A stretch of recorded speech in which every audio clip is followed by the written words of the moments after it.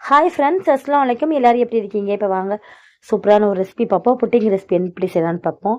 அதுக்கு நம்ம சேனல் இப்போ தான் புதுசாக பார்க்குறீங்கன்னா சப்ஸ்கிரைப், லைக் அண்ட் ஷேர் பண்ணுங்கள். ஸ்கிப் பண்ணால் பாருங்கள் ஃப்ரெண்ட்ஸ். அதுக்கப்புறம் பார்த்தீங்கன்னா இந்த புட்டிங் செய்கிறதுக்கு வந்து பார்த்தீங்கன்னா மேரி பிஸ்கெட்டும் ஒரு கப் பால் மட்டும் இருந்தால் போதும். 3 முட்டை இருந்தால் போதும்.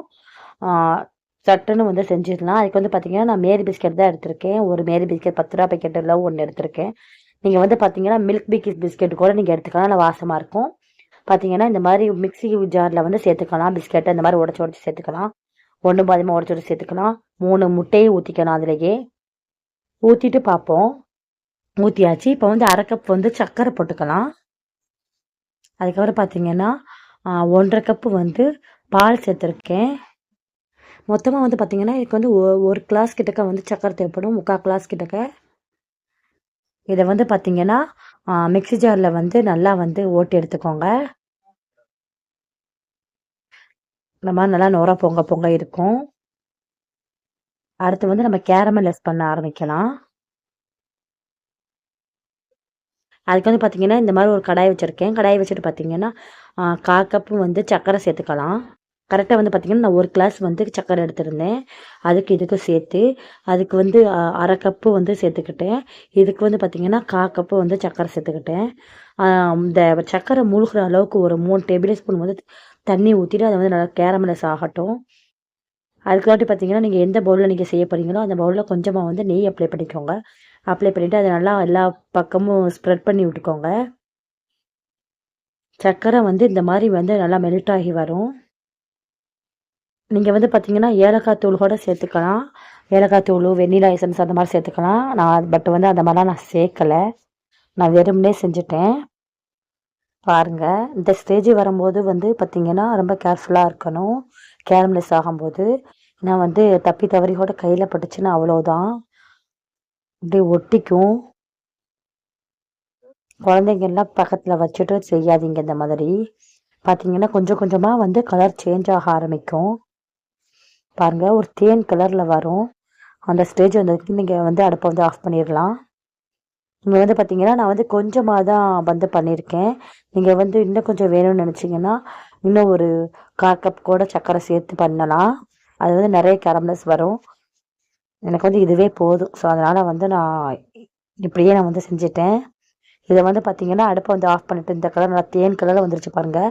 இந்த ஸ்டேஜில் அடுப்பை வந்து ஆஃப் பண்ணிவிட்டு நம்ம எந்த பவுலில் வந்து இந்த புட்டிங் செய்ய போகிறோமோ அந்த பவுலை வந்து ஊற்றிட்டு நல்லா வந்து ஸ்ப்ரெட் பண்ணி விட்டுக்கோங்க. இந்த மாதிரி சூடோடு இருக்கும் போதே பண்ணிடணும், இல்லாட்டா வந்து காஞ்சிரும். காஞ்சா வந்து அப்படியே ஒட்டிக்கும். கேரமலைஸ் வந்து ஸ்ப்ரெட் பண்ண வராது.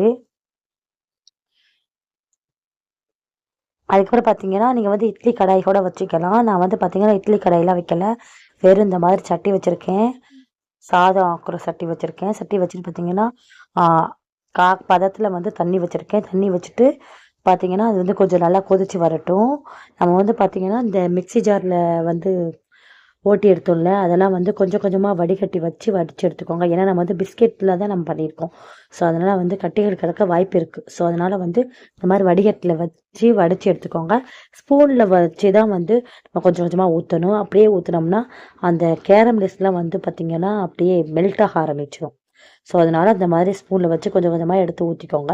கொஞ்சம் டேப் பண்ணி விட்டுக்கோங்க. உள்ளக்க ஏர் எதாவது இருந்துச்சுன்னா வெளியே வந்துடும். ஸோ அதனால் இங்கிட்டு பார்த்தீங்கன்னா ஓரளவு கொதிச்சு வந்துருச்சு தண்ணி. கை பொறுக்கிற சூடு வந்துருச்சு. இந்த ஸ்டேஜ் வந்து பார்த்தீங்கன்னா கீழே வந்து அதே சூடு எப்பயுமே சொல்கிற மாதிரி என்கிட்ட வந்து ஸ்டாண்டு இல்லை. ஸோ அதனால் வந்து கீழே வந்து கிண்ணி வச்சுட்டு அதுக்கு மேலே வந்து இந்த மிக்ஸை தூக்கி வச்சிடலாம். புட்டிங்கை தூக்கி வச்சிடலாம். வச்சுட்டு பார்த்தீங்கன்னா மேலே வந்து ஒரு மூடி போட்டு முடிக்கலாம். பாருங்கள், 1/4 மணி நேரம் கழித்து பார்த்தோம்னா அப்படி தான் இருந்துச்சு. இப்படி தான் இருந்துச்சு. கமலை கழிச்சு எடுத்து பார்த்தோம்னா உள்ளக்க வந்து கொஞ்சம் வேகாமல் இருந்துச்சு. சைடில் நல்லா வெந்துருந்துச்சு. இன்னும் கொஞ்சம் நேரம் இருக்கட்டும் அடுப்பில்.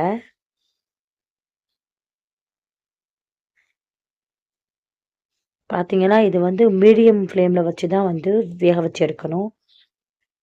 பார்த்தீங்கன்னா 1/2 மணி நேரம் கழிச்சு வந்து பார்த்தீங்கன்னா இப்படி தான் இருந்துச்சு.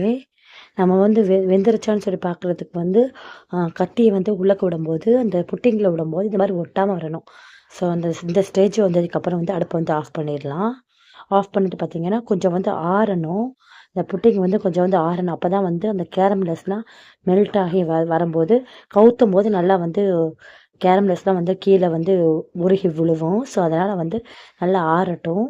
ஓரளவு வந்து ஆறுனதுக்கப்புறம் பார்த்தீங்கன்னா கத்தியை வச்சு நம்ம வந்து கத்தி வச்சு இது பண்ணாமல் கூட வரும். ஏன்னா வந்து நம்ம வந்து நெய் அப்ளை பண்ணிக்கிறதுனால ஒட்டாமல் தான் வரும். இந்த மாதிரி வந்து கீறி விட்டுட்டு நீங்கள் எடுக்கும்போது ஒட்டாமல் வரும்.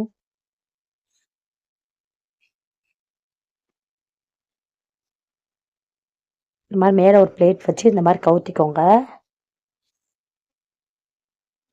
பாருங்க எப்படி இருக்குன்னு. செம்ம டேஸ்ட்டாக இருந்துச்சு ஃப்ரெண்ட்ஸ். கண்டிப்பாக நீங்கள் வீட்டில் ட்ரை பண்ணி பாருங்கள். இதை யாருமே வந்து பிஸ்கெட்டில் செஞ்சீங்கன்னு சொல்லிட்டு நம்ப மாட்டாங்க. அந்த அளவுக்கு செம்ம டேஸ்ட்டாக இருந்துச்சு. நீங்கள் கண்டிப்பாக வீட்டில் ட்ரை பண்ணி பார்த்துட்டு நம்ம சேனலுக்கு வந்து கண்டிப்பாக மறக்காமல் உங்கள் ஃபீட்பேக் தருவீங்க. எவ்வளோ சாஃப்டாக இருக்குன்னு பாருங்கள். ஜெல்லி பதத்தில் இருக்கு.